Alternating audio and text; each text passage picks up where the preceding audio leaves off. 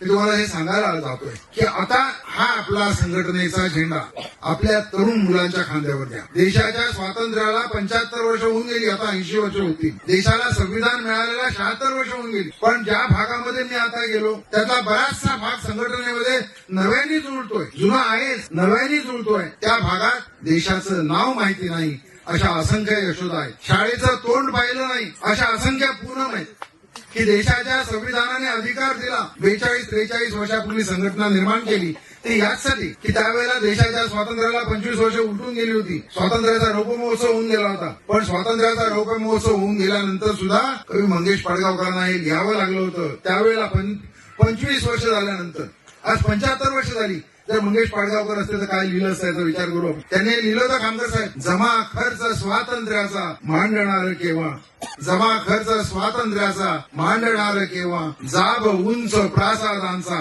आता तर उंचच उंच म्हणजे इतके उंच टॉवर आहे की आपली नजर राहत नाही, नजर ठरत नाही.